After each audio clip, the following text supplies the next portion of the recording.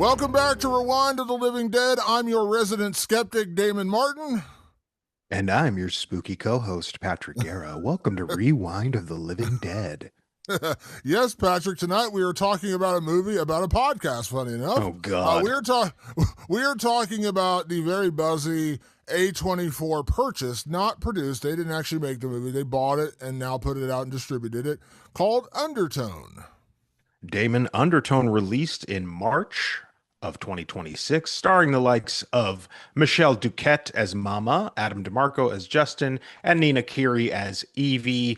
Damon, written and directed by Ian Tuason, Undertone is the story of a host of a popular paranormal podcast becomes haunted by a terrifying recording mysteriously sent her way. Damon, when you know me, everybody who listens to this podcast on a regular basis knows me. I avoid any sort of trailers like the goddamn plague, Damon. I don't get anywhere near this. When the lights go down and the screen comes up and I realize this is a movie about a podcast, I go, "Oh shit. How stupid am I going to look?" Because I'm a guy with a podcast. I'm like, "Oh, like what is it going to say for podcasters in general?" I had no idea. But the buzz, Damon, very real for this one, okay?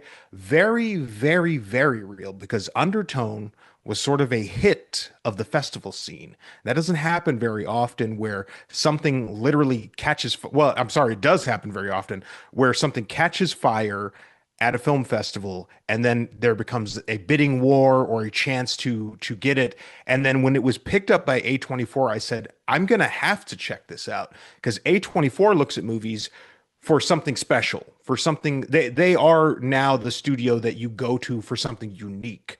Is it always going to win? Not necessarily, but that's kind of what I like about A24. They're willing to take a risk on something because they go, I see something different here. They saw something different in Undertone. And Damon, I do believe the festival hype helped that. And I know we say this often, and I might as well get it out of the way right here, right now. This is a movie theater movie. And I know we say this all the time. We say this about every damn movie that we talk about. And there are listeners are like, you say this about every fucking movie. The experience of Undertone requires you sit in a very dark room with very, very, very good sound. It's a sound movie. I'm going to be very clear about that right off the top. No spoilers, no nothing. If you cannot go to a movie theater to see this, maybe it isn't playing where you're from, maybe you don't have time or the money to go right now, and you're going to watch it at home, you still need to see this movie in a very enclosed environment. So if you're going to watch it at home, I'm going to give you a little something for my buddy Chuck, your movie guy, a friend of the show. He sits and watches movies at home on his laptop with headphones covering his ears in the dark so he can be as immersed as possible. I'm going to tell you, there's no other way to watch this movie than those two ways. You either go to that theater and see it, or you get the headphones and you get in the laptop and you shut all the lights off and you get into a dark little corner of some room at your house and you watch Undertone. Otherwise, you're not going to get the experience that the filmmakers intended. And that's a little dangerous, isn't it, Damon? It is. And one thing I appreciated about this film, and we'll get into like the real criticism of this film a little bit, but one thing, all the advertisements for it, even without watching a trailer, you couldn't ignore this is an oral horror story like you've never heard before. And now I'm talking about like oral ear, not oral, like oral, this is an oral horror story like you've never experienced before. This is a terrifying sound experience. And so right away, I'm kind of hooked things. I'm like, okay, that's unique. It's a little different. Now, don't get me wrong. There are definitely visuals in this too. It's a horror movie. So yes, there's going to be visuals to go along with the audio, but I did appreciate the creativity of like a focus on the audio being more of the scary part of this movie than typically, you would see in a horror movie. And basing it on a podcast, there's a hit and miss kind of aspect to that. What are you going to do with it? How are you going to do it? Is it going to be realistic? All those kind of things.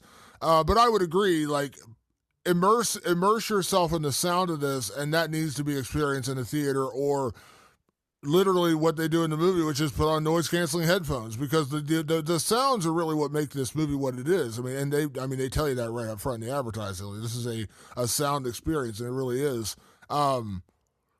And I give Ian Tuason credit because, like, remember, this is not a film that A24 gave him money to make. He made it, and they're like, "Hey, we heard the buzz, we like the buzz, there's good reviews, let's go buy this and distribute it for you." Remember, that's what our old pals who made Talk to Me, those guys, like those Yeah, guys. friends of the show, guests of the show, the Philippou Yeah, brothers. the Philippi brothers made Talk to Me, and they've said it numerous places. I think they even said it when we talked to them. That they got a credit from like the Australian Film Commission or whatever the Australian film people are, and to basically a art credit to make the film, and they made it. It got bonkers good reviews, and A24 is like, "Hey, we want to make it and put it out for you." And now they've done Bring Her Back. They're doing Talk to Me, the second one. They're going to do other stuff for A24, so now they're part of the family. And this is very much the same thing. So I always like to differentiate a little bit because that's what I mean. What studios do all the time, like they will invest and buy a project and put it out and make it themselves. But then you hear about like when Sundance happened, whatever it was, like a month and a half ago. Like I was watching some of the stuff like that. There's a movie coming out with Olivia Wilde called "I Want Your Sex," and like they made it. There's a name filmmaker. There are name stars. Like she's in it. Cooper Hoffman's in it. Charlie XCX is in it.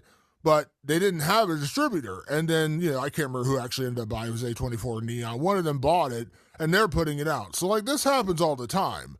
So, obviously, A24 saw something, or I guess in this case, heard something, sorry for the bad joke, with Undertone. They're like, we want to put this out. Now, Patrick, I know you wanted to get into this at some point. Let's just get into it now because we're in the non-spoiler section anyways.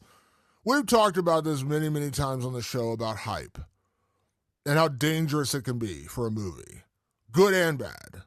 I talked about it when we reviewed Scream 7. No one told me it was an amazing film. No one told me, oh my God, this is the best Scream movie ever, but I love Scream. You can't see it, like back behind me, there are literally all the Scream masks. Like, I'm a huge Scream fan. I hyped myself up. I was like, oh man, Nev Campbell's back, and Kevin Williamson's back. He hasn't been there since Scream 4, and can't wait. And I got in the theater, and, for the most part, it was all right. And then the ending happened. I was like, fuck this movie. Like, this is just terrible. Like, this is just one of the worst endings ever, one of the worst reels ever, blah, blah, blah. Go back and listen to that podcast, and you can tell. That was me doing it to myself. And we're all guilty of that to a certain extent. Director you love, an actor you love. But this is Undertone, much like Dolly, which I saw in theaters last week and didn't particularly love that one either. The hype coming from like early screenings of like, oh my God, this is the scariest thing you've ever seen. Oh my God, this is like a horror film like you've never experienced before. I try my best to ignore those, but sometimes it's hard to ignore them, especially like Undertone, if I'm not mistaken, was released at like South by Southwest last year. I'm pretty sure that's when it was actually when they first, because South by Southwest is going on right now. I'm pretty sure that's when it debuted, and that's when A24 bought it. And now they're putting it out wide release a year later, or something to that. Maybe it was, I can't remember what there was some film festival that showed that, and so I don't ignore those reviews as vehemently as I do the ones right around the movie release, because the movie's not coming out forever. Like I'm like, I don't know when we'll see it. We may never see it. We have no idea. Like there was that one movie, the one that they ended up putting up on Letterboxd. You know what I'm talking about? What was it called? Yeah. Oh God. And I tried to see it at a film festival. I was at Telluride Horror Show and I could not get into a screening of it, and it drove me fucking nuts. Because it was so hotly, it was a hot commodity, but it still doesn't have a home. I mean, it went to Letterboxd online, which is cool. When the reviews happened, I was like, I want to see it, but it never came out. And then they finally just dropped it on Letterboxd, and I paid like $20 to watch it because I was like, I wanted to see it, but it took like a year, and that never got distribution like that. And so I guess my point I'm making is like, I don't ignore those reviews because you just never know. Like some of these films they'll see the light of day one way or the other, but not in the way you're going to go to a theater and see it in a wide release. So I don't ignore those as quickly because like the movie might not be out. Sometimes 2 years, you could go 2 years without a movie actually coming out. So that was with the Late Night with the Devil. I saw it long before most people saw it. I saw it at South by Southwest. Yeah, so I don't ignore those as vehemently because I don't know, A, if I'm ever going to see it, B, if it's going to come out, like, by the time I see it, I may have completely forgotten about it. Like, that movie they talked about like a year ago. But the danger in that is that I feel like, and please correct me if I'm wrong, Patrick, a lot of these buzzy horror films from film festivals, I tend to only hear really overwhelmingly positive things. Now, I admitted this on our show going back several episodes when I talked about when I saw the Star Wars uh, sequels, the trilogy, the new ones that came out. When Hmm. Force Awakens came out, I gave it a glowing review. I was like, "Oh my god, Star Wars is back! It's the greatest thing ever." And then I saw The Last Jedi, and after The Last Jedi, I was like, "Oh my god, Star Wars is back! Luke is back!" Blah blah blah. Watching it again, both of those movies, and you know my feelings on The Last Jedi. I think it's one of the worst movies ever made, in my opinion. I know you love it. I'm just saying, but like it took me time because I think the enthusiasm of seeing something I loved so much as a kid just overwrought my mind where I couldn't watch it with a critical eye. I had to see it like two or three times to really, and it was different with like when like Halloween Ends came out, and I just knew right away it was a giant piece of shit because like as much as I like the Halloween films in general, I didn't obsess myself with those. Like I was obsessed with Star Wars as a kid. A lot of us were. Like I was a Star Wars kid. Like I love Star Wars. Um, but sometimes like these movies, I feel like coming out of a film festival, it's just like overwhelming. Like, oh my god, this is the greatest horror movie ever made, most original horror movie ever made. It's so scary, it scares me. We're going to see this year, and I see that a lot. And it does. It hurts. It hurts my mind because I go into a movie thinking I'm going to see one thing, and when it doesn't deliver, it's the hype. Once again, it's like they're not paying off the way that I think it's going to. Well, I have the very good fortune of going to multiple film festivals a year, sometimes to actually support my own work, and that's an amazing feeling. The film festival environment is very, very different than any other environment. When you go to a film festival, you are there to cheerlead films. It's an unspoken rule, but you are there to cheer things on. To the point, and this is a very, I'm not kidding, a very serious and very important and not so unspoken, but very, very outspoken rule is you don't trash the films at the film festival, especially independent films. Now, sometimes like you go to a film festival and like big movie, like for instance, Ready or Not 2 is right now at South by Southwest. It's a big, huge studio movie. It's coming out. They're just there to start the buzz and to start the advertising campaigns. But we're not talking about movies like that. We're talking about movies like Undertone. And when Undertone hit, a bunch of our friends who are very important to the hype machine of films, and I do mean important, they rallied around this film and said, "You gotta check it out." They actually kickstarted the hype for this movie. And that was, again, a while ago. And they go, "We don't know what's happening with Undertone, but all we can tell you is we think it's awesome, and I hope somebody takes it." They become champions of a film. As a filmmaker, that's a dream come true. That a bunch of people with influence go, "You should see this."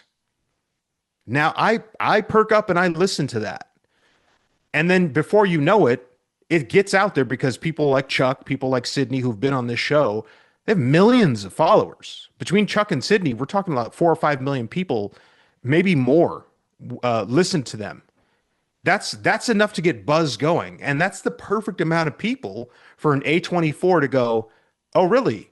So you think it's good? Maybe we should check it out." And then A24 does make a final decision and go, "Yes, we want this," or "No, thanks, not for us." But it gets it in their ear. And so when A24 picked it up, that's when I was actually kind of hyped for it because I go, they have a reputation for quality. And no, so from that point on, I ignored anything any of the influencers said whenever Undertone came up. I would swipe by, I would like it and swipe by as quick as I can because I don't want to get influenced by what they have to say. Because you know me, Damon, I don't want to know. I don't want to know anything. I'm going in cold. I knew as little as I didn't know it was about a podcast until I sat down and started watching it. This is an important part of the business right now, and a very important part of the indie film process is getting people to talk about your shit. Ian Towson made something that people wanted to talk about. And that alone infected me with hype. I could, even though I avoided any trailers, I avoided any press on it. And once it was in full court press, where it's like they're really trying to tell you, go watch Undertone, go watch Undertone. All I heard was A24 picked it up, got it. We're in. Okay, I don't need to know anything else. And then I go into ignore mode. But you can't help for having that little bug in your ear going, well, they said it was cool and A24 picked it up. Even me just going A24 picked it up. That must mean it's something worth checking out. And there's certainly about a bunch of A24 films that I'm not into. But that hype is still there. It's still real. I ignore completely when people go, this is the scariest film of the year, scariest film I've seen in a long time. But I ignore all that because that is just the job of the press machine and it's nothing new. I want to emphasize that so strongly here. When they were saying people were passing out in the theaters watching The Exorcist, people were throwing up in the aisles watching Texas Chainsaw Massacre. I've heard all of this. This is nothing new. This is it's just the medium has changed. And by the way, the amount of media has changed. Right now it's an onslaught. You and I are chronically online. We're constantly seeing stuff coming at us. We're getting ads basically thrown at us constantly, and sometimes not even from advertisers. Sometimes it's just from a friend who's like, I like this movie, and then that starts a chain reaction in the algorithm and creates a bunch of messages saying, go see Undertone, go see Undertone, go see Undertone. And I'm going to tell you this right now, Damon. Undertone is something to go see. I do think it falls into a category of you are either going to love it or hate it, but not because it's bad. And I really want to emphasize this in pre-spoilers. It's not a poorly made movie. It has no actors I've really known. And really it's really only oh God, I just lost her name. It's the woman who plays Evie, Nina Kiri, excuse me. Nina Kiri and Michelle Duquette are the only people you actually see in the movie. And I don't know them. What they did with the movie was impressive. I was like, well, this is like really well made. I can see why A24 picked it up. But it really hinges on you having to be in a certain state of mind. And that is a tightrope walk. And so I urge the listeners to kind of temper your expectations when you go and watch this movie and understand that it's a very, very, very specific kind of way to scare. Some people call it a slow burn. I actually disagree with that. I actually think that it holds tension very well, and I think it does it on. I think it's very purposeful, very intentional filmmaking, and so I wouldn't even call it a slow burn, but like things in it don't happen. Think you have to kind of fill in the blanks. Like they believe in that idea of like absence will allow you to fill in what could possibly be happening. And I don't know. I don't know. Did you see it as a slow burn movie in your eyes? Was it a slow burn? I didn't see it that way. I don't know if I could really call it a slow burn, but I will say it did drag a little bit. And I say that because you're dealing with a one location shot. This all takes place in one house, which is we find out is Evie's mother's house. She's Evie's mother is ill, and Evie has come to take care of her mother, and so she's staying in her mother's house and recording her podcast with her friend Justin over the internet, which is exactly what you and I do. Which, by the way, I bet you do know Justin, the I guy who do. plays Justin, Yeah. Adam DeMarco, who played Albie in the third season of White Lotus. I was like, hey, I know that guy. When I didn't hear the voice, I didn't recognize him. When I got home, I looked it up. I was like, hey, I know Yeah. that guy. And he's in a lot of other things too. But I was like, yeah, it's the guy from White Lotus, which is odd of all, like kind of like indie film. How did you get him just for his voice? But good on you. Um, I wouldn't say slow burn as much as I would just be honest and say it dragged. Like there were, you're dealing with basically Evie getting on a podcast and listening to these 10 mysterious recordings, which that's in the trailer. It's not anything we're spoiling here for you, and doing a podcast and reacting to that. And then in the other moment, she's taking care of her mother and weird ooky shit is happening around her. I'm not saying it doesn't work, and I do want to give points for creativity on like something original in terms of like the oral effect of this movie. Like they're talking about, like it's the scariest movie you'll ever hear. I give them credit for taking that approach in terms of like trying to get you the audio side of scaring you versus the visual side, which is what you think of like 98% of horror movies, outside of like a big crash bang or like a big orchestral raise during a scary moment to kind of catch you off guard. So I give points for creativity. I really do. But there was a point, this movie's 90 minutes. there was a point when I was watching this in the theater, and I never do this, and I'm not, don't take this as like, oh my God, this movie's terrible. It's not, it really isn't. But there was a point where I was like, man, this has got to be coming near the end, right? And I looked at my phone, and I never do that. I never, ever pull out my phone during a movie. I put it on silent, I put it on do not disturb, and I put my phone away. I do not pull out my phone during a movie. I had to pull out my phone. I was like, how much longer is this? And I was an hour in. I was like, oh my God, it's like a half hour. So I would say my first real major criticism is it drags. And it felt like, I know we've said this a lot lately. Like, do you just have tolerance for like longer movies? Like 90 minutes is not that much, because I know we said Within a Violent Nature, and there was another movie we said recently where like it would have been better if they did it for like an hour. I think versus... a good boy would have been it was 74 minutes, and I was like, how about 42? Yeah. And that's kind of how I felt about Undertone. Like, I think an hour would have been good. Like they could have packed everything they need to pack in an hour. And it's funny because I can't remember who I was talking. Oh, I won't say the name. Somebody we both know was talking to me about it. And in this movie, Evie's recording a podcast, and they stop and start recording their podcast like 4 times in this movie. And like, I know it's a movie, so they're not, you're not really seeing like the full like hour-long recording, but it seems like they record for like 10 minutes, and they're like, you know what, can we finish this like Tuesday? And then they get back on to do 10 more minutes, and like, can we finish this on Friday? And like, the person I was talking to was like, does it take you guys that long to record a podcast talking about you and I? And I was like, no. I was like, that, I know that's a technical thing, but it kind of drove me nuts. I'm like, because when the movie started and they sat down to record that podcast, and that's where we hear the 10 mysterious audio files, I thought, oh man, and I'm saying this as credit. I was like, oh man, this is going to be like a one-shot horror film. Like, they're going to record the podcast, and all this weird shit's going to happen during the recording of the podcast. And I was like, ooh, cool. I was in. I was like, okay, cool. But then they just start and stop over and over and over again. I'm just like, can we just keep some momentum going? And so, because of the stalling and the stop and start nature of it all, an hour in, I was like, how much more time do we have? Like, can we just get to it already? Because it felt like there was a lot of meandering in this movie. So I don't say slow burn, I say time wasted. I also checked the time. I have a watch, so I'll peek up at it. I do my notes, but I do them in night mode so nobody gets disturbed. But I did look at my watch at one point, and I went, this has only been on for 45 minutes. We got half the movie's still going. I also too thought it was going to be a podcast, it wasn't. I didn't think it was going to be one shot because they were clearly cutting it. But I was like, oh, this is going to be the night of the podcast. Now, to be fair, Damon, maybe some people do their podcasts like that. We are psychos. You guys get an unedited podcast. When Damon hits record, we just start going. And when he stops record, he clips the ends off and you get the whole thing raw. And some of you are going, oh, that's why I hate your podcast, because you don't edit it. Well, we don't. We're busy guys. We don't have time to edit these things and cut them down, all that.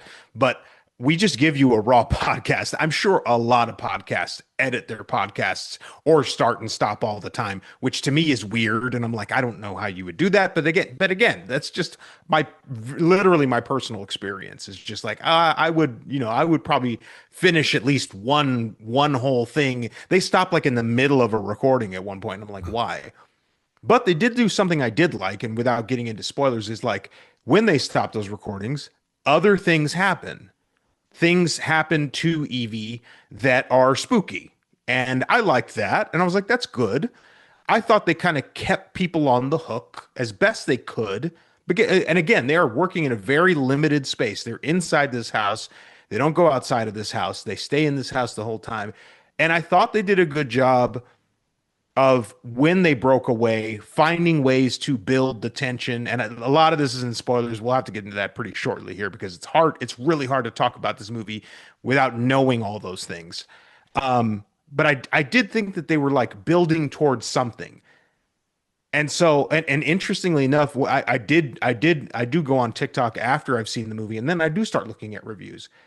The vast majority of the reviews that we're seeing were going, yeah, this movie's kind of a slow burn until the last 10 minutes or whatever they say. They're basically saying the last 10 minutes is really where it gets going. I go, oh, I see. This is how they see this movie. No, You know me, Damon. I'm always the fucking opposite of everyone. I swear I don't do this. I swear I'm not a contrarian. I swear. The end of this movie is what pissed me off. Everything else about this movie, I was like, okay, this is a slow burn, not slow burn, but like this is like, they're teasing stuff, they're building towards something. I could feel them building towards something. And I was like, okay, they put this piece in place. I wonder how that will pay off. They put that piece in place. I wonder how that's going to pay off. They put this in place. That should be interesting. Oh, I see. Now this connects to this thing. Interesting. How will that pay off? Payoff, payoff, payoff. I keep saying the word payoff. The 10 minutes in the end that everyone seems to love for some reason does not pay off anything that it built towards. So I think your experience and mine are the same. It's just that you were just going like, I'm not loving everything that's happening right now, but I'm sure it will pay off in the end. And when it doesn't, you go, what the hell? What, like, what? And so for me, when people go, oh, the end of this movie's great, I go, you're a bad movie watcher. People saying the end of this movie's great. Cause you just went, oh, that's the scariest, quote unquote, scariest part of the movie. And I go, no, that was the chance for the movie to make the whole journey worthwhile. And it didn't. And so that's my gripe with this movie. I can only speak to my theater. My theater was packed for a Thursday night crowd. I went to the 8 p.m. showing. My theater was packed. Like, I generally speaking for like the indie horror films, like I don't have people. I had people on both sides of me. Like, it was packed. I was like shocked how, and it's an AMC, so it's like a normal theater. And everyone, there were definitely people around me jumping, and I hear a lot, oh, gasping, and like there were scares that were working. The end of the movie came. I'm not going to tell you, we'll talk about that as far as how it actually ends. But when the end of the movie came, credits roll, I swear to God, I heard a collective, like a collective groan. I'm not kidding, in the theater. I was like, wow, like that doesn't happen very often. Like everyone kind of agreed, like, oh man. Like I was just like, wow, like that's kind of an indoctrination in this movie when like the entire audience, not like one person, like, there's always going to be a contrarian in the audience. It's like, oh, fuck this movie. My whole theater was like, I was like, all right, well, I guess we had a collective feeling. I want to say one more thing before we get to spoilers, because we try not to say too much about the story or the execution of the story without getting into spoilers, but I want to give our non-spoiler audience this little tidbit to kind of give you an idea of what you're going into with this movie. I had this thought during the movie because I watched it the other day. A couple days ago on Showtime or one of the pay channels, they were reshowing the Blair Witch Project, which you and I absolutely love. One of the only found footage movies Patrick Garrett actually likes. Oh yeah, my number one. Yes. And there's that great scene towards like the last like 40 minutes of the movie, 30 minutes of the movie, where they're all in the tent and they hear noises outside and they don't want to turn the lights on because every time they turn the lights on, they think weird shit happens. And so you just hear ruffling of the tent, and Heather and all the other guys like freaking out. Mike, they're all like screaming and like, what's going on? You hear noises and everything. It's just dark. And it is foreboding because you can't see anything. You're only hearing what they're going through. You hear their screams, their cries for help, get out of here. And then the lights flicker on, they're running through the woods.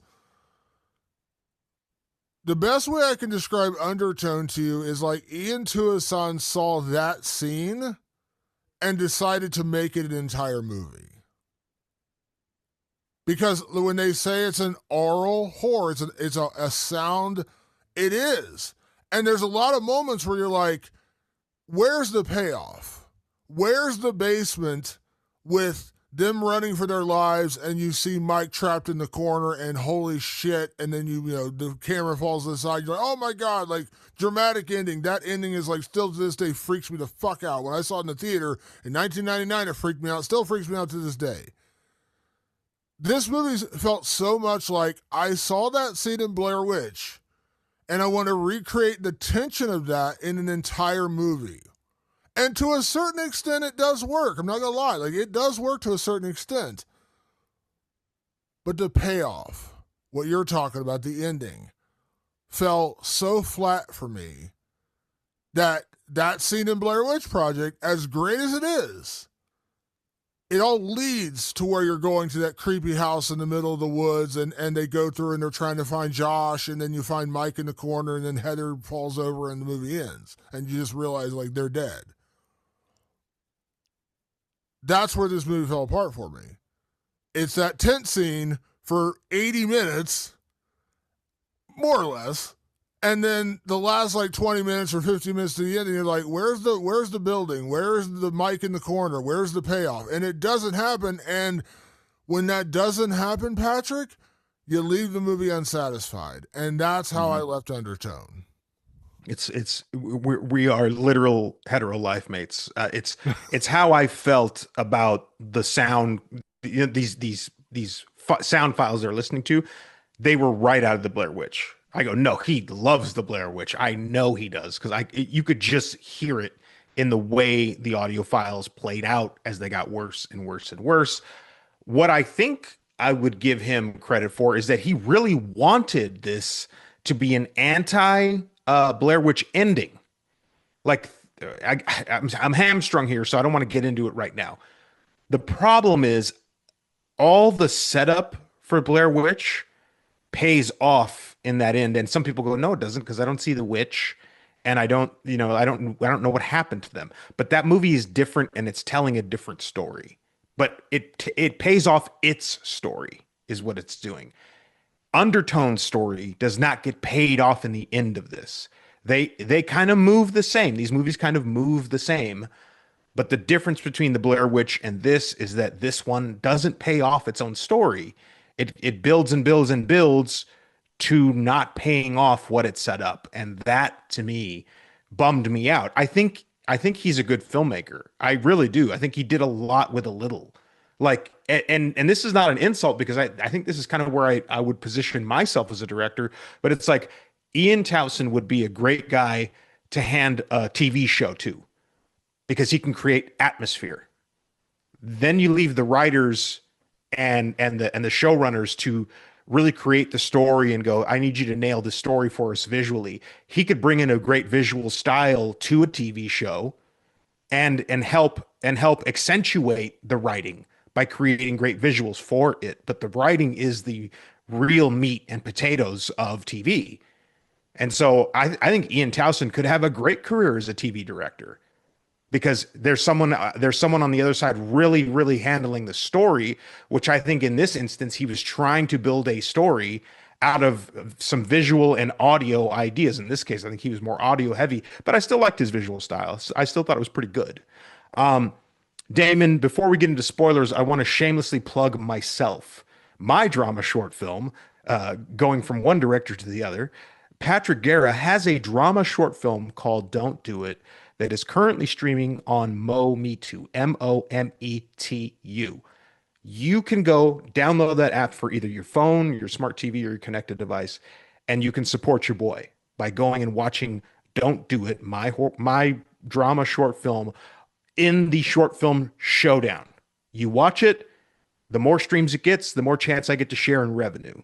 That's how you can help out your podcast friend absolutely free. No email signups, no nothing. They're not paying me to say this. I'm promoting myself because I got a chance to get my short film on a streaming app. And that streaming app works on your Roku at home. It works on your phone instantly. I literally download the app, I pressed it, it opened up, and I pressed right onto Short Film Showdown, and I could immediately start watching my film. That easy. So please go to MoMeToo, download it on your smartphone or your connected device for your TV, and help out your boy. There you go. Check out my Me Too. Do that for sure. And obviously, also for us personally on the podcast, check out our Patreon, patreon.com/Rewind the Living Dead. You will get this episode and every episode early as we were recording this on a Friday night. You will get it. We don't actually drop the episodes till Tuesday going into Wednesday. So you're going to get it literally. We're going to finish recording. I will edit it and put it up within an hour. So patreon.com/Rewind the Living Dead to check that out. But right now we are going to go into full spoilers. So if you haven't seen Undertone, go sit in the theater. The sound alone is worth seeing in the theater, and you need to have that immersive experience. I will say that is absolutely worth your time. Or, like I said, put on noise-canceling headphones, which they do several times in this movie, which I thought was a really cool effect. I did like that. When they put it on, you just go dead silent for a minute. It's kind of a cool effect. Which is one of the reasons I actually don't like noise-canceling headphones at home, because I'm always like, what am I missing around me? I always have to have, like, the other, what do they call it, the transparency on. Because I'm always like, I don't like the idea of someone coming up from behind me or whatever. So like I'm not, unless I'm on an airplane, I don't like using noise canceling headphones. Anyways, we are now going to get into spoilers and to kind of give you a little bit of lay of the land in terms of the story. So when we first meet Evie in this story, she's a caregiver for her dying mother. Her mother is literally passed out, comatose almost at home, and like at one point you do hear the voice of her caregiver. You don't actually see her, but they basically say like she's got days to go. You're going to hear a death rattle and she's going to expire because she hasn't eaten in days, and they're like you're just basically on the countdown to extinction. She's going to die. So Evie is dealing with that. And then you also find out that Evie is pregnant. She gets word early in the movie that her and her kind of a, not a strange boyfriend, but like, you know, you can tell they're not like super duper close. But like she's pregnant. And so she's dealing with the fallout of that while also recording this podcast. And her podcast with her partner Justin, called the Undertone Podcast, they are basically, she plays the skeptic, he plays the true believer. They investigate supernatural videos, audio, whatever, YouTube videos, and they basically, you know, he'll be like, "Oh, this is real," and she'll tell him why it's not real, which is, you know, kind of a cool concept. I like the originality of that. And so their podcast starts, and Justin says, "I got an anonymous email from an account that has 10 mysterious audio files, and it says like atonement. They all spell out atonement or something like that." And we want to investigate and see what this is. Okay, and so they start playing. And what you come to find out is the audio files are a husband and wife or boyfriend and girlfriend. And the girlfriend is pregnant. And the boyfriend's like, "You talk in your sleep." And she's like, "No, I don't." He's like, "I'm going to record you and you're going to prove that you're talking in your sleep." And so that's kind of where it starts, is like the recordings of the boyfriend getting the girlfriend talking in her sleep. And at one point she sings in her sleep. She's singing like nursery rhymes. And that's where it really kind of goes. And then, you know, obviously, as I said, like they keep stopping and starting, and that right there starts to my frustration. This movie, it's like they had me on the hook early on when they started playing the audio clips, and you hear this. Like, there's a little bit like that. And by the way, Ian Tuason is directing the next Paranormal Activity for Blumhouse. That's his next project. And when I saw this, I was like, I think he's actually going to do a really good job with Paranormal Activity, because I know you don't like that movie. I really enjoy Paranormal Activity. But I was like, I think if he can pay it off in a way he did in his Undertone, I think he can actually pay it off, because this felt like, the audio recordings felt like Paranormal Activity. Like they felt like the audio version of that story. And so it is weird and ooky, and the girls singing. And then here's where I really compliment, and this is why it was so frustrating. One of my favorite parts of this movie, when they're doing the podcast and they're talking about like the weird songs, she's singing like children's lullabies, and Justin remarks like, "Hey, did you know like there's a really dark history for a lot of these children's lullabies, like what they actually mean and like this history behind them." And so they start researching, you find out like the really weird, and I know this is true, like really weird, creepy history, like some of the children's lullabies out there, you know, they're grim fairy tales, things like that. And it felt a little bit like the movie or the TV show in the book, The Outsider, when they start trying to research like what this thing is in the outside. I don't want to spoil the show, but there's like a creature in the show, and they start researching like, is it actually supernatural? And they start doing all this like mythological research of what this creature is. That was my favorite part of this movie, when they're on the podcast, listening to these sounds, listening to these recordings, investigating and trying to find out like, who are these people? I think it was like Mike, and I can't remember the girl's name, Mike and his girlfriend. And they're like, who are these real people? Is this real? So they're trying to research that. And then they research the lullabies, and then they're doing the whole, like, let's play the lullaby backwards, because like they hear weird noises and they think, did you hear that tone? It sounds like at one point she's singing London Bridge is Falling Down. And then when you hear the recording, when she's asleep, she's singing, but it sounds like she's singing it backwards. So it's like almost like a demonic possession, like she's singing it backwards. He's like, let's play it backwards, see if we hear anything. And of course, Justin's like, I hear it. Just like when you listen to, I know you did this at some point, Patrick. Did you ever listen to Stairway to Heaven backwards, Led Zeppelin? Of course I did. And you hear, here's to my sweet Satan, the one who has made a path, first power of Satan. Now, did you really hear that? Or did someone tell you you're going to hear it and you heard it? That's what happens here. Justin's like, did you hear that? And Evie's like, no, I didn't hear shit. She's like, I heard it. So like that hooked me. I was way into it. I was like, and they're doing the research. They're showing like the Google pages of like the weird demonic images and of like what the actual children's lullabies are. And they eventually get to the point where they actually discover there's like a demon of like fertility, but like the opposite of like an angel of fertility. This demon wants to like snatch your baby and kill your baby. They had me. That whole thing was great. But every single time the momentum started going with the research and the audio files, they stopped. Can we finish recording tomorrow? And I'm like, why? Keep going. You had me. If they would have just cut out all the other meandering shit, like she has so many moments, and I understand they're trying to display the tragedy of her having to go check on her dying mother over and over and over again. And weird shit starts happening around the house. There's this one, like, religious figure that she keeps putting away, and it keeps popping back up on the bookcase or on her mom's little nightstand. I get it. I get what they're trying to do there. But it just killed the momentum of the movie because they had me. They had me with like the research. They had me with the audio files. It was creepy when you hear the girl like singing backwards in her sleep and shit. They had me. And then every single time they're like, stop, hold on. We got to go have her have a phone call. Stop. She's got to go check on her mom, go upstairs. There's a lie. Like they just stopped every good moment where it started to get really creepy and ooky. And then they're like, hold on now, we got to have her go do this, fuck off. And like, she's got to go get a call from her gynecologist. She got to fuck off, talk to her boyfriend about going to some party. She got to fuck off. Like, it killed me. And that's why this movie pissed me off.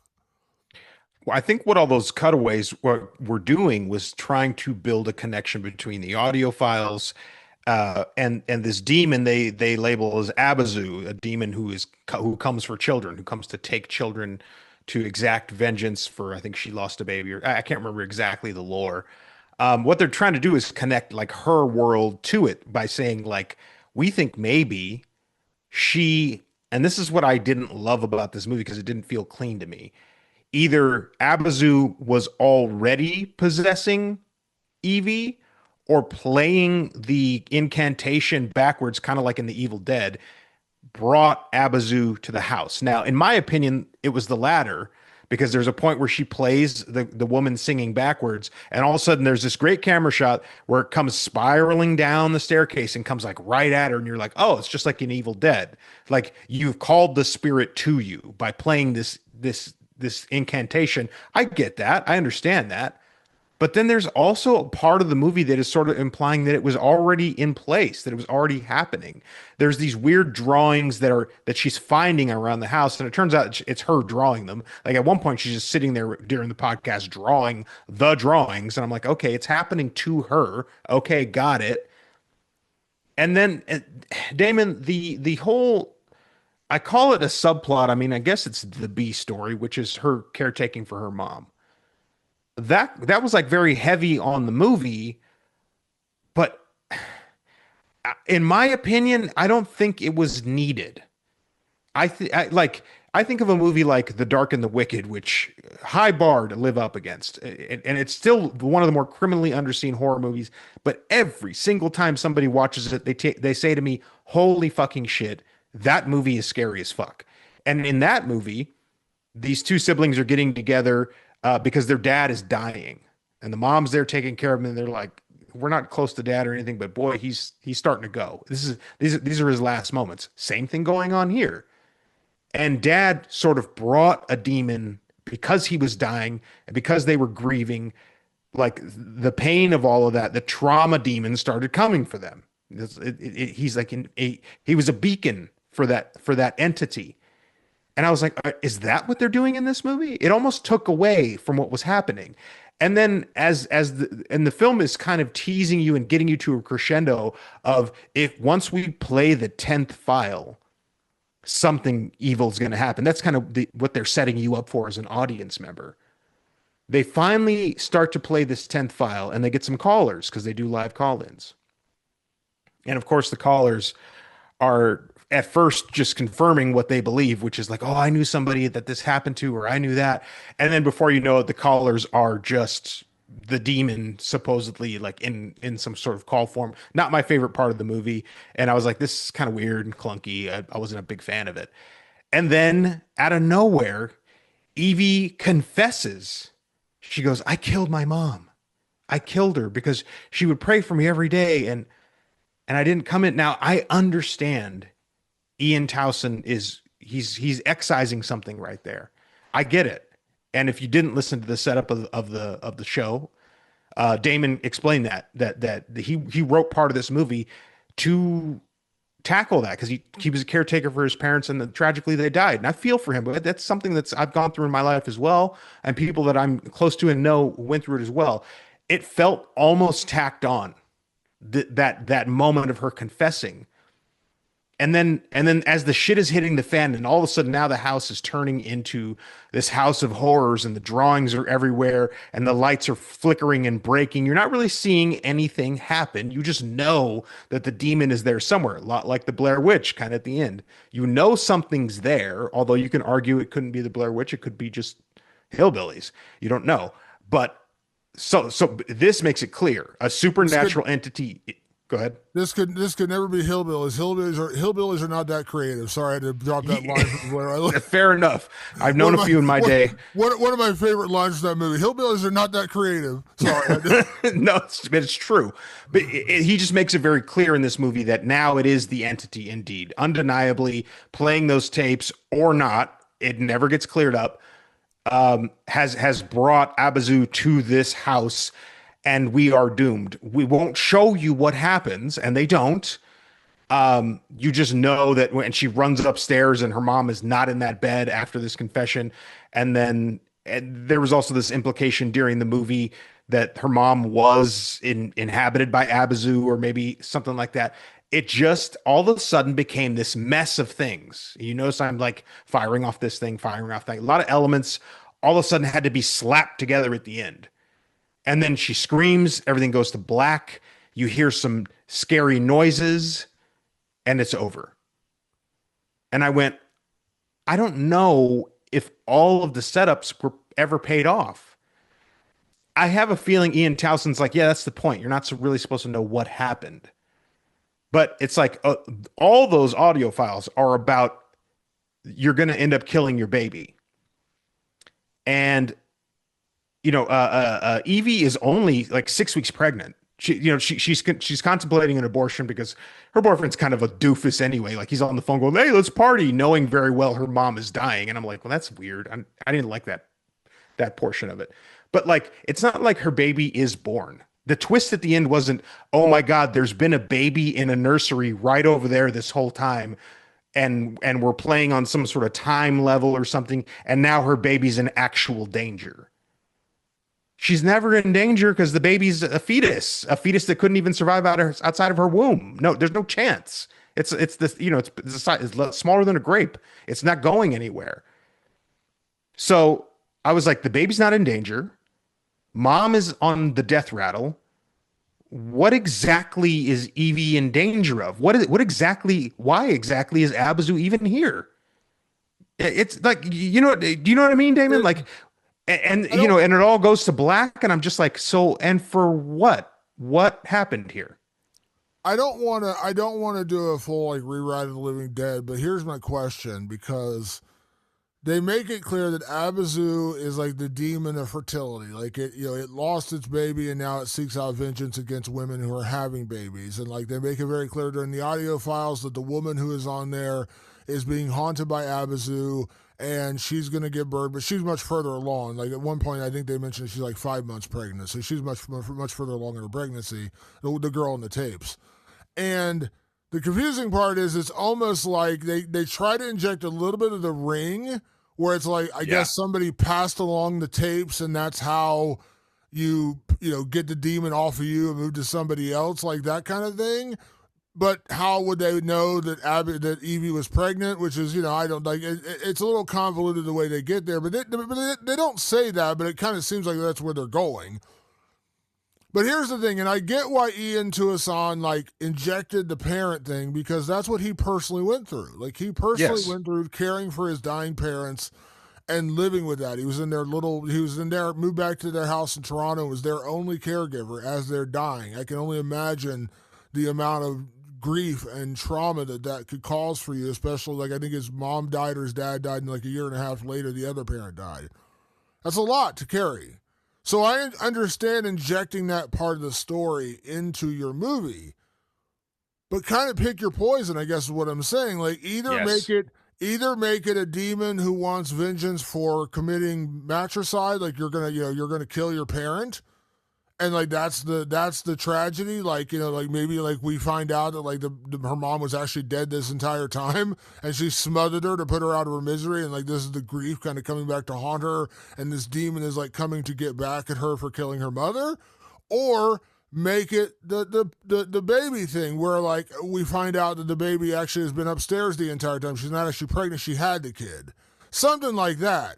Because they're going in two different directions. Like they make it seem like the mother's haunted because like that continuously weird ooky shit keeps happening to the mom.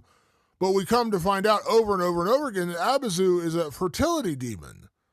So it's like why are we splitting in two directions here where like the mother's haunting and like she's suddenly out of bed and there's all these weird religious figures popping up and all the weird drawings, and then you're telling us that the real point of the story is to deal with Evie's pregnancy.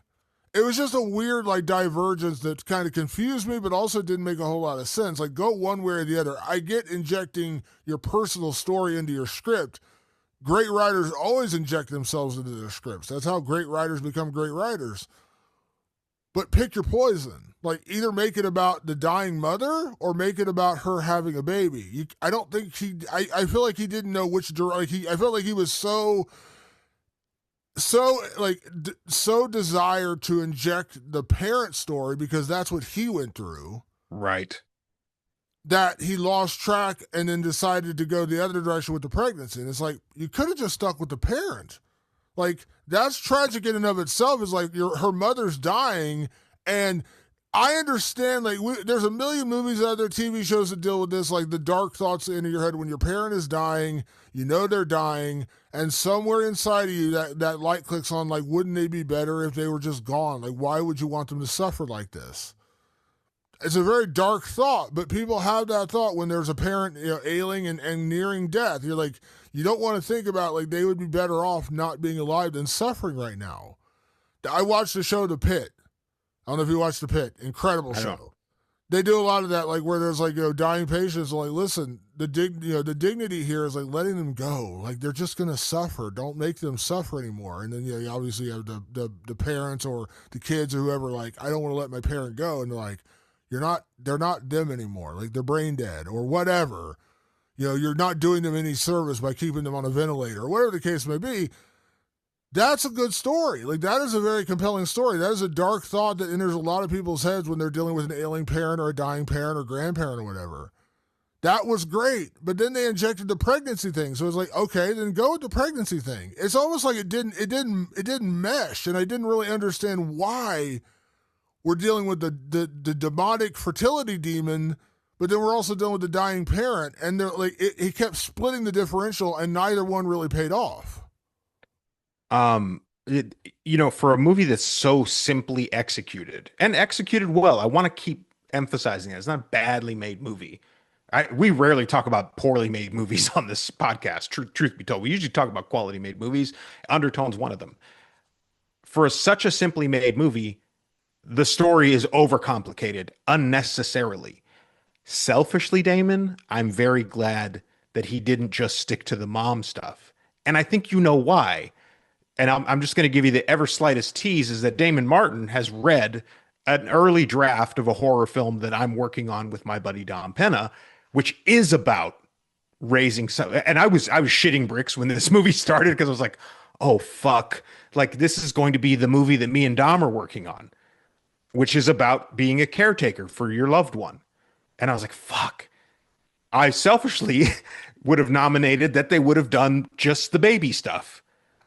Obviously, I think he would have made a great movie just about being the caretaker of the mother. Clearly, it was important to him. I'm not treating that lightly because me and Dom are working on a script exactly about that. So I get it. But our script, you've read it, Damon. Does it divert from anything else? I'm just asking. I'm putting you on the spot here, Damon. Does it divert from that theme? No, and that's like I read it and I gave notes. I did give notes, and Yeah, we need notes. That's why we sent it to the great yeah, Damon Martin. But yeah, no, absolutely, it stayed on track. Like I knew exactly what I was reading. I knew where I was going, and that, like I said, that's where this film. And by the way, I'm fine if he would have just done the pregnancy thing. Just do one or the other. It's what I'm Well, getting at. but and my point was, to me there was a sense of urgency, not just selfishly because I'm writing a movie like that and I don't need Undertone to be the same movie, not just that, but also there was a sense of urgency that like, oh, this demon kills babies. That's scary. And like in the audio, you're hearing this boom, boom, boom in the background. You're like, what's the sound? What is the sound? And one of those callers, who was quote unquote one of the real callers, but you don't know, you'll never really know.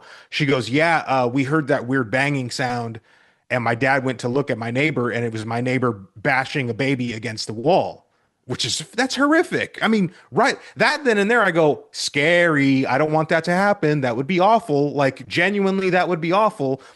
And if there was a moment where Evie runs upstairs and you realize 6 weeks was not 6 weeks, it was 6 months, and actually 6 months is a 6 month old baby. I'm doing a lazy rewrite of the Living Dead here, but just some sort of a shocking reveal, a left turn where we went, oh fuck, she's been in this weird cycle for a long time. Her mom has been dead for a long time. She's alone in this house with this baby forever, and she doesn't realize that she's possessed by Abazu, and Abazu is coming for her baby right now, and she's about to bash her baby against the wall. All the stakes, all the dread, all the oh no, please don't let that happen that you needed. I didn't know why the two things existed and competed against each other so strongly, and then give me an ending that answers neither of those things. And I'm sure Ian would go, "No, it does. It's just I have an answer for it because that's how I am." I have some open-ended movies myself where you do have an answer for it, but I try my best to at least give the audience something where they go, "Oh, okay, here's how I can see the end." I'd love to hear somebody explain this ending to me and see it clearly. To me, it's very muddled, and I don't know what was the thing that I was supposed to latch onto by the end. Which even So the most esoteric of movies, like Men, or even something that like Saint Maud, even though they leave things open ended, I go, at least I know what you've landed at, and I don't know yeah. what Undertone lands on. So the actual ending of this movie is like the audio files start playing and they get deeper and more demonic, and you hear like the weird voice, and you hear the voice of Abasu, and you hear like the screaming children, and like all this weird imagery is popping around. And it felt very much once again like the Blair Witch Project, and they tried to pay it off because at one point during the podcast they talked about the one of the people they found, or when they're doing research they found like all these like scribbled images of children on the walls. And they say that, I want to say maybe like midway through the movie, and it kind of speaks to like the whole like they found the children in the corner of the house, and like when the end of Yeah. Blair Witch Project happens and it's Mike in the corner, you're like, oh shit. You kind of call back to that. There's a moment like at the end of the movie when Evie completely snaps from reality, and you see there's like all these images of children drawn on the wall, very much like a payoff like the Blair Witch Project. And you hear all these weird voices and the demonic voices and all this flashing imagery and screaming and blah blah blah. And it just continues, and it's like, okay, we made this an audio horror film. We got to pay it off with more audio, and so that's what they try to do. It's just like you're, oh, I'm coming for your baby, whatever. You hear the Baba Black Sheep. They have that song in the movie. Hear all these different things like melded into one. It's like chaotic and very loud and whatever, and then boom, fade to black, and you hear a few more screams, and once again you're trying, and that's it. Credits roll, and I mean I get the point of what they're saying is like the demon came for Evie and her baby, and we have to assume like Evie and her baby died, or her baby died, whatever. But the payoff didn't work because they kept trying to relate it back to the dying mother, which really that had nothing to do with the pregnancy storyline.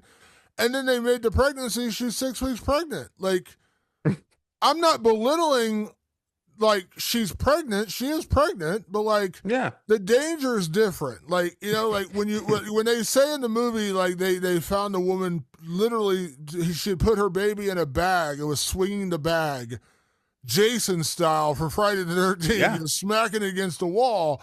You're like, holy shit. Like, you don't see it, you hear them tell the story, and that imagery will stick in your head. Definitely worked on me. I was like, damn. Yeah. But in her case, she's 6 weeks pregnant. So like she literally just finds out she's pregnant, and here it's like, okay, but if the payoff was like she, we were finding out like she had the baby and like she's just having like flashbacks of the memory of like when she found out she was pregnant, and this entire time she wasn't taking care of her mother, she was taking care of a baby. Whatever, that's the big twist. I don't know what it would have been. That would have been like, oh, cool, like, oh shit, like this is like crazy, like she's gonna kill her child, she's going to kill her baby. But that wasn't the payoff. We just hear all these weird demonic voices and flashes and songs playing backwards and then fade to black. Movie over. Yeah. And I just don't understand. Like, I understand you're talking about the demon and the possession and the danger of having the baby and all that. I get all that. The payoff was like falling off a cliff for me. I was just like, I don't need you to spoon feed me an ending, but give me something to grab onto to tell me what actually happened. And really all you're hearing is just a bunch of noise and screaming and songs and whatever. The movie's over. So I guess her baby died. I guess she died. I guess her mother died. We don't know. And it's just a weird way to end it. And I think that speaks back to the problem of the pacing and the story in this movie where it's like, where were you going, man? Like either focus on the baby or focus on the mother. Don't do both. Because like they kept showing her going back upstairs to check on her mom, which is fine. And if the big reveal at the end of the movie was she was actually going back up to check on her baby, and she's like had this psychotic break the entire time, like she thought she was caring for her mother died, and now she's like kind of imagining that on her baby. That's kind of fucked up, right? Like you're still dealing with the trauma of losing a parent, and now you're kind of injecting that onto your newborn baby. That's kind of fucked up. Yeah. But it's almost like he didn't want to go there, or he didn't know to go there. He's like, I gotta have the mom storyline. Yeah. One or the other. You don't need both. Or if you're gonna like make it like a psychosis thing where she's like imagining it's her mother, whatever. But the payoff being a bunch of noise and screams and whatever, and then it just fades to black. And like I said earlier in the non-spoiler section, when the movie ended, it just pops up with the credits as directed by Ian Tuason, whatever it is. My entire theater was like, I mean, it really, I even would have forgiven if it paid off one and left the other hanging. Like I'd be like, okay, that's kind of a hanging thread in this movie, but at least this one thing got paid off. It didn't even subvert expectations because it gives you it gives nothing to subvert. There's nothing to subvert. It gives you all these expectations that they build into the first 90 minutes of the movie, the first 80 minutes of the movie, and then the ending doesn't do anything for those expectations at all. In fact, it says we don't know about those expectations. That didn't work for me, Damon. Yeah, it was weird. And like I said, and the problem was there were bones of a good movie here. There really were. Like I said, they had he's a good filmmaker. The podcast elements, the research, the actual conversations between Justin and Evie, that's the stuff that worked for me. It was the constant interruptions and the phone calls and the going up. Like the mother thing, like I get that a lot of the creepier moments happen during the mother, like caring for her mother, and her mother's like image pops up around the house, and like you're like, oh shit, it's kind of ooky. I get that's where that came from. Like that was honestly more of the scary moments were surrounding the caretaking of her mother, but it broke up so much of the story where it's like we're just getting going, the momentum's building, let's listen to the next audio file. And like, hold on, pause, let's record the rest of this later. I'm like, come on. Like I think if they would, and I'm not sitting there telling Ian Tuason I'm a better writer or a better filmmaker, I'm certainly not, but I think if they would have just made this a 1 episode recording, and by the end of that 10th recording things have really gone haywire, because we record for an hour and a half, you know what I mean, like that's a movie. You don't have, like, she could be like, I heard a noise. Well, hold on, pause the show. And you hear Justin like, hey, is everything okay? Blah, blah, blah. And like, it just keeps escalating and escalating. And then by the end, the shit really hits the fan. Whatever. They literally just stop and start, stop and start, stop and start. And it's like, build the momentum, build the tension. They had me on the hook. They had me on the hook for some of those audio recordings and some of the research they were doing. I was like, this is cool. But then they just stop. Oh, you know what? Let's do this tomorrow night. And I'm like, why? Keep going. Like you had me. Well, what are you going to do, Damon? I'll say this last thing. We say it often on this show when we bump up against a movie. You got elements. You got all these elements you want to play with. Pick the one. Pick the strong one. and stick with it. Don't kitchen sink the thing. Unfortunately, this is another instance, I think, of Shelby Oaks too. It's another instance of a movie that just kept throwing stuff at us. There was one or two strong storylines that they could have stuck to that would have made this better. So the lesson continues to reveal itself to us is that you got something good on your hands, but it's the streamlined version. It's the more bare bones version that is the one that's going to work for you every single time. So if you're a burgeoning writer out there, think about that. Think about it deeply. It's usually the one idea. If you have to explain your movie to me in like three different sections in a way, we're like, oh, but also on this other side, there's this other thing going on. And then, but I forgot to tell you, there's also this other thing going on. Then you have too much on your hands. If I can tell you in about two or three sentences what happens in my movie or the basic plot or premise of my movie and why you should be scared or why you should be invested, then you've got something on your hands. If you have to stop and go, "Oh yeah, but also there's also this other thing. There's this really great other thing." It's not. Ian Tucson is a good director. He knows what he's doing. I think he just needs someone to get there, help him out with the script part of it. You know what this felt like, real quick, I want to mention this. I talked about like the influence I feel like this movie had with Blair Witch, and this is not found footage, by the way. It's not a found footage movie, but the elements are similar. And you know what this felt like was like, I'm going to make my own Blair Witch set in like a podcast where like the ooky shit is happening around me versus like in Right. the woods. But like, I don't know how many of the Blair Witch sequels you've seen. Like, I remember seeing Book of Shadows in the theater when it came out because I was like, ooh, Blair Witch 2. Like, I'm excited because I loved the first one. It was an absolute steaming pile of shit. It was not found footage. It was weird, and it just had like weird imagery, and they tried to like inject more of the odd witch shit into like this group of people going out to Burkittsville to try to like discover the Blair Witch after what happened in the original movie. And it just didn't work. And then like I always heard the newer one just called The Blair Witch, which was back to found footage, and they kind of went back to the original story, and like it actually had like real director, real people. I was like, people are like, oh, it's so much better. I'm like, better than what? Like, I mean, I guess it's better than like a really terrible, absolute dog shit movie, but I guess, but like, it's nowhere near Blair Witch. That's kind of what this felt like, where it's like, I'm fine with you paying homage to Blair Witch. That's a brilliant movie. And by the way, a lot of like, there's been movies that have done it and worked it well. There's nothing wrong with being influenced by a great movie. But don't try to outdo yourself and be like, hold on now, I got to make my film way weirder. I got to make my film like whatever. Stick to the landing. The landing in Blair Witch was we found Mike in that basement in the corner, and holy shit, that was something they mentioned way early in the movie about these kids that got murdered years ago. This movie's like, oh, there's a Bezu or Bozu or whatever, the fucking demon, and oh, my mom's upstairs, and lights are flickering, and there's children being drawn on the walls, and it didn't fade to black. And I'm like, where's the payoff? Like, where, huh? So it's okay to be enamored with the movie. And boy, do if this guy, if I ever meet Ian or I ever hear it, if he tells me he's never seen Blair Witch Project, I call bullshit. He had to have seen that movie because there's so much influence on this one. But if you're going to be influenced, hey, just be influenced all the way. Go all the way. He didn't go all the way. Patrick, let's get into some categories, and these are going to be short because this is basically a one-woman show, for lack of a better word. I mean, you do hear voices, but this is a one-woman show. By the way, not like I said, I do give creative points for originality here. They really did stick like in that realm. I was impressed by that. So, Patrick, let's talk about best performance, and as we do each and every week on the show. So, there's one. I guess we're going to talk about that one performance. Yeah, the best performance is the performance. And there are plenty of voice actors in this show too. I don't want to minimize them or anything like that. But Nina Kiri, who plays Evie, is the movie. She has to do it all herself. And actually, I thought she did a good job. I was not familiar with her at all. And this very well could have just been one of those movies that never found its footing and ended up kind of on VOD. Nothing wrong with that. It's amazing that Ian Towson made a movie anyway.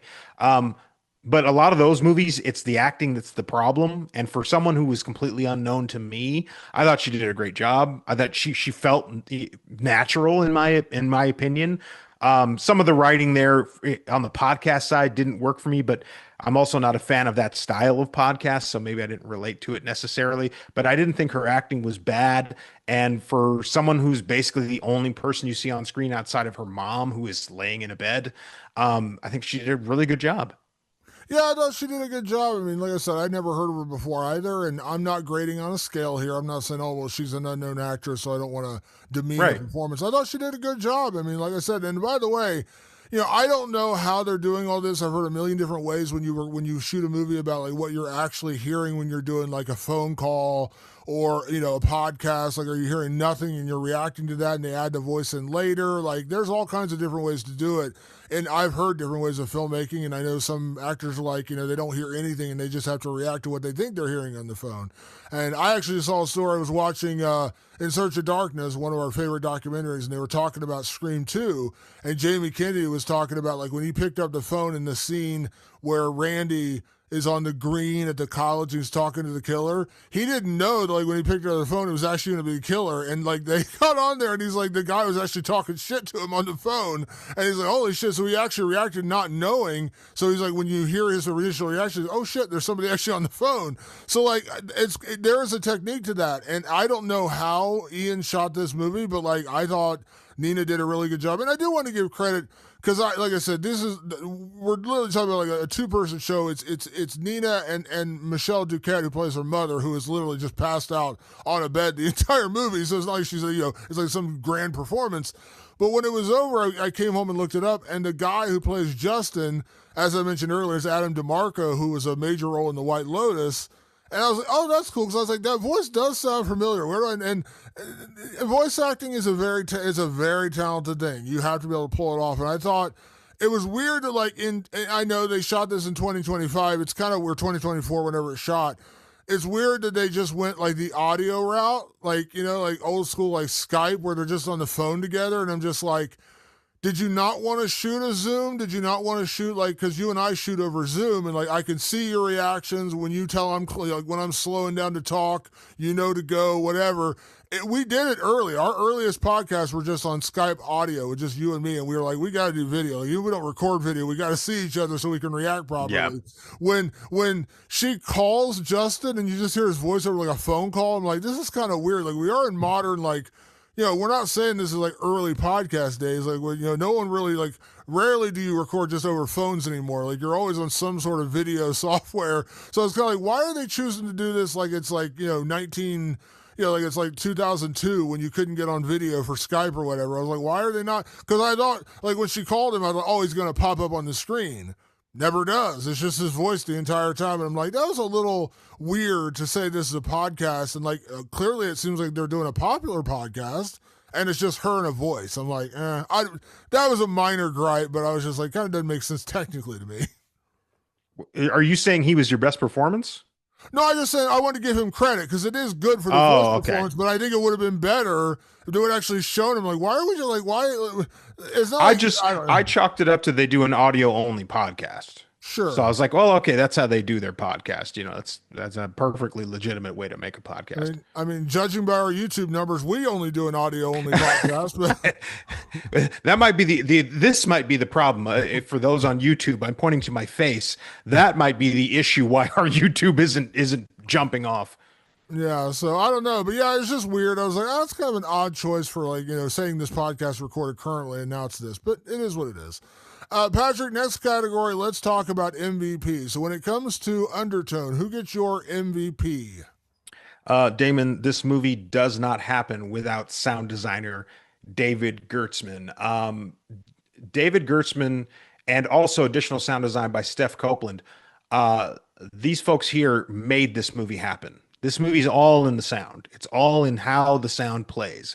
As you mentioned earlier, there's a point when she puts in the noise canceling headphones, you hear the ambience, and then you realize that the headphones take all that away and it creates a different level of dread. There's a lot of anticipatory dread in this movie, and it comes from sounds, how distant they are, how close they're coming. All of these very intricate things. Sound design is still a mystery to me. It's something I've never done. So a lot of filmmakers will do their own sound design. I insist someone else do it. so that way my movies sound halfway passable.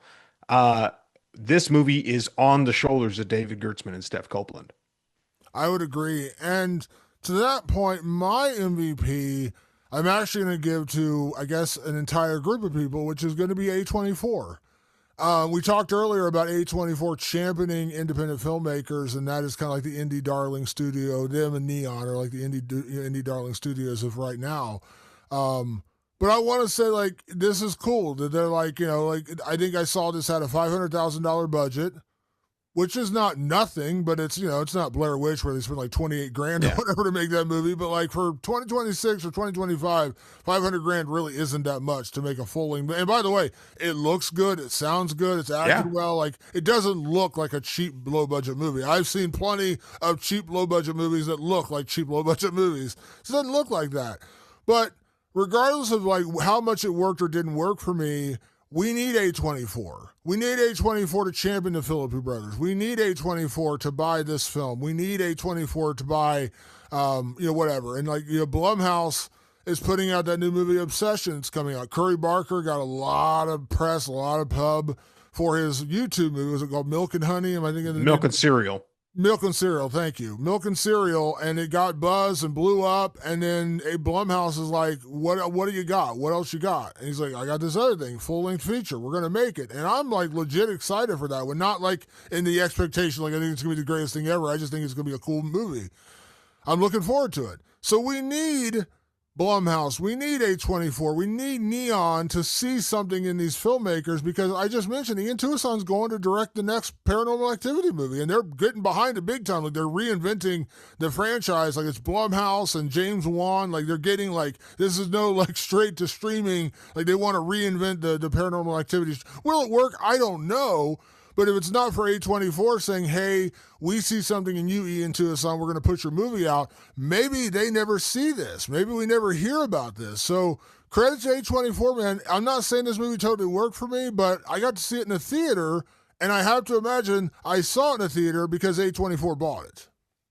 And maybe even A24 went in and helped sweeten up the sound design. We don't know. They might have done that. I mean, Steven Spielberg gave finishing funds to Paranormal Activity so they could finish their ending the way they intended to. A lot of people don't know that Steven Spielberg is the reason Paranormal Activity became a huge deal, because he actually helped them. When everybody goes, "Oh, they spent 25 grand on it." Yeah, on the initial part. Then Steven Spielberg came in with Steven Spielberg money and said, "Let's finish the end for you, so really, really sell it home. Let's sweeten up a couple of little effects here and there." A24 probably did that for Undertone too.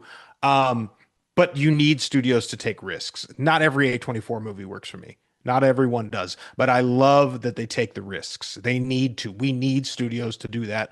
I will always champion that. 100%. 100%. Patrick, next category, let's talk about best scare. Now, I will say, there's some good tension building in this movie. There really is. Like, there were definitely moments where I'm like, "Oh, what's going to happen here?" So, what was your best scare in Undertone? Ironically enough, it comes in the final sequence of the movie, that last chaotic 10 minutes or so. As she's going up the stairs, out of nowhere, there's just this flash of an image of what I assume is her mother under a plastic something or other. And I think it might have even been the shower curtain. I think they were implying that maybe she was being choked by the shower curtain or something. And it just hit the right kind of noise and the right kind of imagery at the right moment, and created a very just like a jolt for me. It wasn't like a real, like a proper jump scare or anything, but it was just like, oh, like the timing of that is really good, really jarring.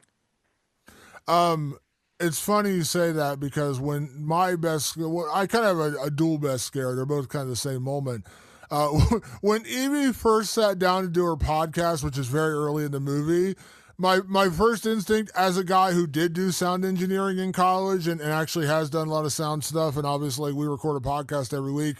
I have a professional mic set up. I have lights. I have sound dampening foam in front of me. Like, I try to get the best ambiance I can. In Evie's setup, she's sitting at like a dinner table with like a microphone and her laptop, and like, my first instinct was like, all right, I'm going to criticize this movie because no one was recording that shit. Like, come on now. Now, you obviously find out she's staying with her mother, and like that's why she has a setup. Right. But I was so ready to be like, you would never record a podcast. Like, if you got a popular podcast, you're not recording in your mom's fucking living room. I was laughing at that. But anyways, there are a couple moments when she is on the podcast where she has the noise canceling headphones on, which speaks to my paranoia about having noise canceling headphones on, where you see like a shadow or like a lingering image of like it looks like her mother, because her mother's wearing this like sky blue nightgown.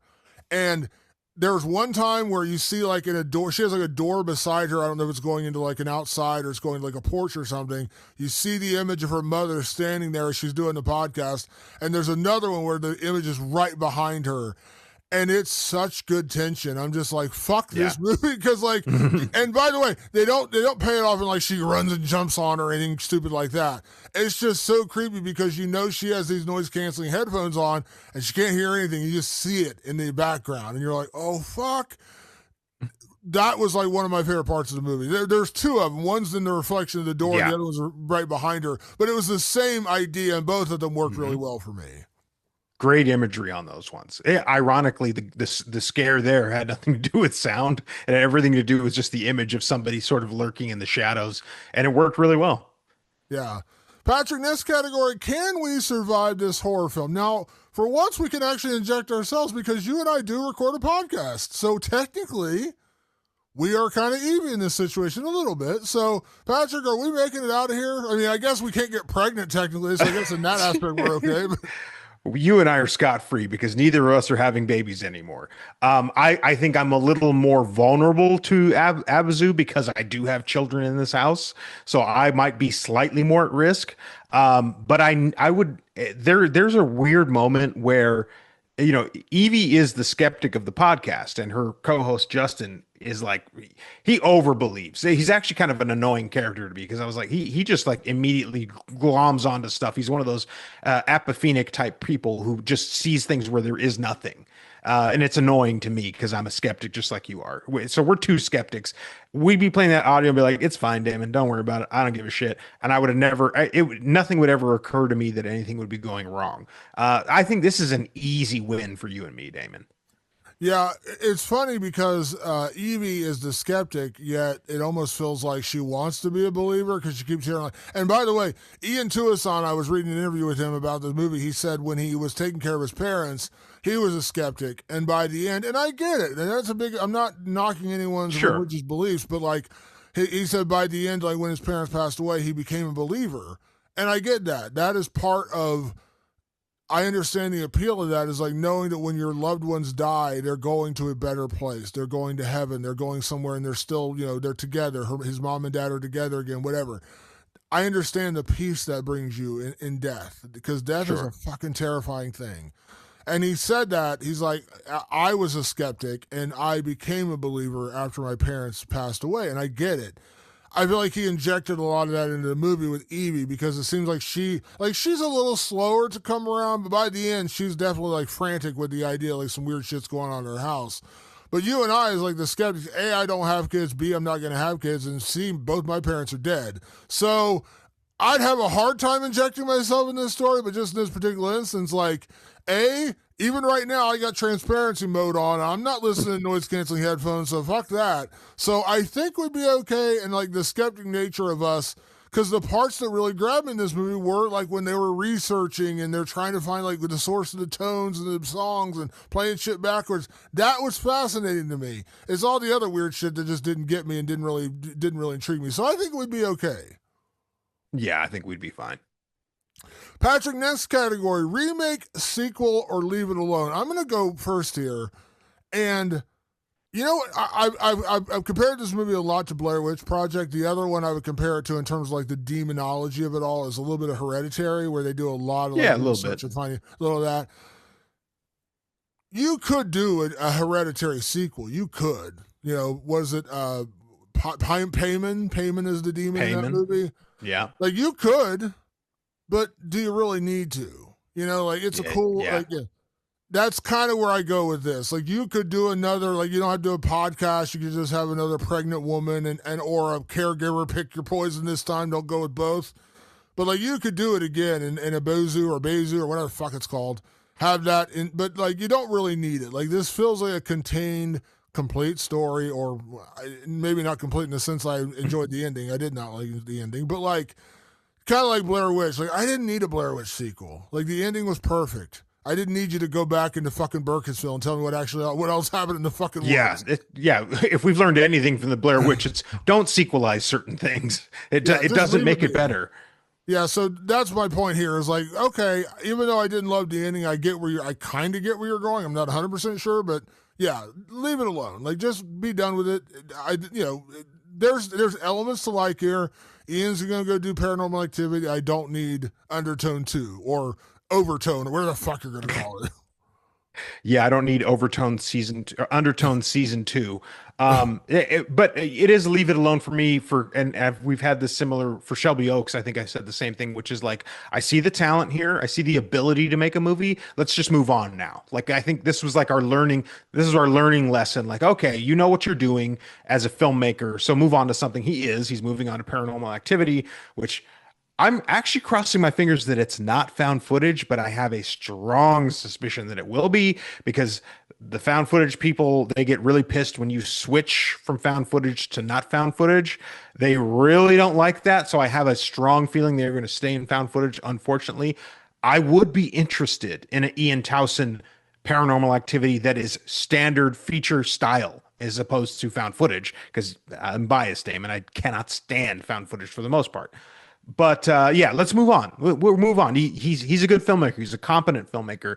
Let's move on. Let's get a writing partner in there, somebody in there, or a great producer to help tone the script and just go, these are the things you need to trim out. These are the things that don't matter. These are the branches that are not leading to anything. So let's focus our ideas here. Let's hope that happens over at Blumhouse. We don't know. It doesn't always happen at Blumhouse. But yeah, let's move on. Our friend, I call him a friend because I consider him a friend. Our friend Stephen Cognetti, the creator and director behind the entire Hell House franchise, which you and I adore. He found out the hard way when you go away from found footage, people freak the fuck out. When he did the Yeah. last one, people were like, "Oh, it's not found footage. What did you do? You've killed my childhood," or whatever.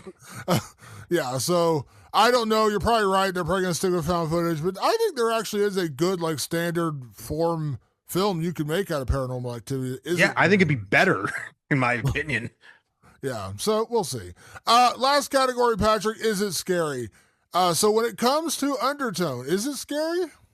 For all the criticism we've had of it tonight, it is a scary movie. Oh, it's really great at anticipatory dread. So it is, and I'll steal this from our friend Sid, who we've loved for quite some time now. She goes, "This whole movie just edged me the entire time," and I was like, "Sid, you are not wrong. Like it really does. It gets you to a place, but it doesn't go all the way over, and that's what this movie is. But in that lies dread. In that lies the key ingredient to a good scary film, and I think a lot of people are going to find this creepy. I do think if you don't, as I said at the beginning of this podcast, if you don't watch it in the right environment, it will not hit the way it's intended to, which is a very risky proposition. If you just kind of sit on the couch and watch this, the lights are on, you maybe have your phone out. By the end, you go, "What was that? I don't even remember that movie." It really, you need to be locked all the way into the experience. If you aren't, you won't get the experience. You really won't. You will miss it. And so, but that said, the experience is, in my opinion, it is scary. It's just not one of my favorite movies. I think it's scary to a certain extent in terms of tension building. They do a really good job of building tension when, because like there's no score. So it's like Right. Evie on the podcast with her noise canceling headphones. She takes off the noise canceling headphones and it's like dead silence in the house. You're like a click or a light click on or whatever. And it's kind of creepy. Problem is, a lot of it just doesn't pay off. Like, you're just like, oh, there's a light on. Then she goes and literally just turns the light off. You're like, all right, okay. And then, like, she just goes on about her night. But the leading to that, like going up the stairs, kind of creepily going up the stairs, like, how the fuck did the light pop on? Very good tension building. It worked, like, that worked incredibly well. There were definitely moments where I'm like, oh shit, what? Problem is, a lot of those moments, like, nothing pays off. Like, you're just like, oh, she finds a statue and then puts it away. Okay, all right. Where's the, like, it's not it's not the tension that leads to a crazy moment. Like going back to Blair Witch, when like they hear the noise and they run screaming out of their tent, or Josh disappears, or whatever. There's not that payoff. And so like they do a great job at tension building. There were definitely moments where my heart was beating. So yes, it worked. The payoff just wasn't there. It was just like, okay, well, she found her passed out mom on the floor. Cool.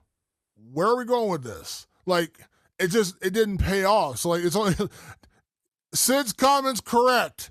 It edged you, and not to get perverted, but there was no payoff. There was no money shot in a lot of these parts of this movie. Yeah, and on that note. I'm not a better way to say it. Yes, Patrick, Undertone is in theaters right now. It is worth your time seeing, and it's one of those movies where it's like frustrating because I think at an hour edited with a better ending, which sounds like a lot, you're like, dude, just remake the movie. So another movie, Damon, is what you're saying? Edit it down to an hour and give me a more satisfying conclusion, and I might flip the switch and say this was a pretty good movie. But I can't ignore there's a lot of meandering. It's not a slow burn, it's just tedious. And it gets an hour, and then the payoff just, much like Scream 7, just ruined the movie. Like I was like, what is this? What are we doing here? So yeah, it's, not my favorite, but I do see the talent, and I'm curious what Ian's going to do with Paranormal Activity, because I actually like Paranormal Activity. You did not, I did. So I am looking forward uphill battle on my end. Yeah. As I saw watching Blade the other night, some motherfuckers are always trying to ice skate uphill. one of my favorite lines. That's you at found footage. That's movies. Me in found footage, way uphill. Jesus. Yeah. Patrick, Undertone is in theaters right now. I want to say a big thank you, as always, to everyone that checks out the podcast. Make sure you check us out on all your favorite podcast platforms, Apple Podcasts, Spotify, and, of course, over on our website, rewindofthelivingdead.com, and also on our YouTube. I joked about it, but we do not have great YouTube numbers, so please go watch us on YouTube. Make me feel worthwhile that I upload our videos every week over on YouTube. Once again, just search Rewind of the Living Dead over on YouTube, and you'll find us there. Check us out on social media. You got questions, comments, movies you'd like us to review, things you thought about Undertone. We always love hearing from you guys. Hit us up on Twitter/X, Facebook, and Instagram. Once again, just search Rewind of the Living Dead. You will find us over there, and you can also send us emails, rotlivingdead@gmail.com. That is livingdead@gmail.com. And you can also find us on our own personal social media channels. I am at Damon Martin, and you are? At Director Patrick. And a big thank you, as always, for everyone tuning in the show. We'll be back next week with another edition of Rewind of the Living Dead. Thanks for tuning in. We will see you then. Peace.